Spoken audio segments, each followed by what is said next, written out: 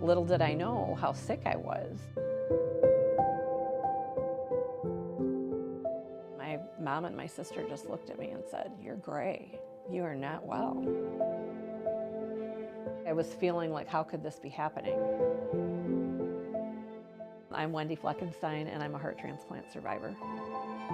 I was diagnosed with just a virus in January of 2018. It lingered through the week and went to the doctor that weekend thinking I might have pneumonia. So they gave me a prescription for a sinus infection. So we went to ER and she dropped me off not knowing what a bad state I was in. They did a chest x-ray and said, "Oh, it is pneumonia, here's an antibiotic." Before I could get home, they called back and said, "No, it's actually congestive heart failure. You need to get back here right away."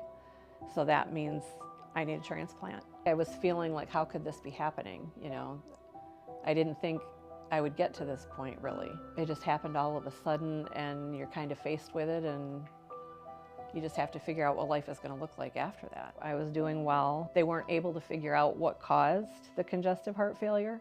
We do have it in our family. I think I could have pushed maybe a little bit more to get some more answers or try some different things. A fear of not making it through. When you're going to have a transplant, you've got to be ready, because if they get that call and the heart looks good, you've got to be ready on day one.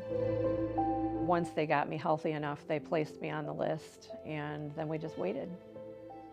And finally on June 25th, I got my heart.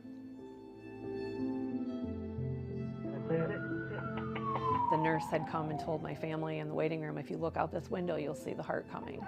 It's pretty emotional when I watch it still.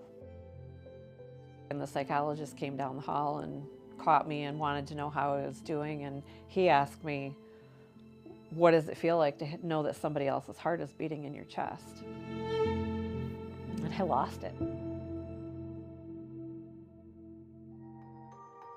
Trying to make the most out of the gift I've been given.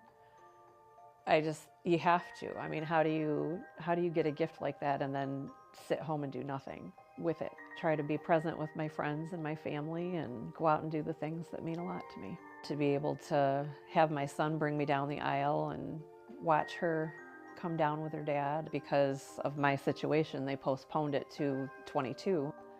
It was pretty incredible. With my kids being grown, I had wanted to go through the fire academy. I had gone to my doctor. He said, "I'm pretty sure you're excluded because of your heart condition."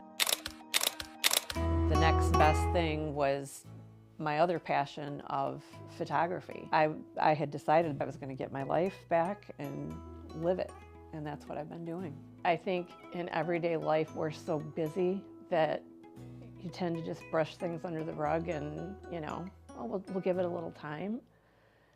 When in reality, especially when it comes to heart health, your health in general really, but especially your heart, because it's so vital to your being here. Pay attention to things and not hesitate to reach out to the Heart Association to get them on the right path. To have other people that can come along beside you, it's really helpful. I think that's important when you're going through something like that, to have somebody that can kind of have your back when you're not able to do it yourself. When you have a significant health situation and you can share your story, you live through it, to be able to tell your story, and it can maybe help somebody else, and they can realize the benefits here in the community with the education and research that goes on. I think that it's important to share that. I think it's important to pay attention, and I wish that I had paid attention sooner. You realize how much you take things for granted, you know, and now there's things that, like, I was here to be able to watch my daughter get married and to see my grandchildren be born. I can't put a price tag on that.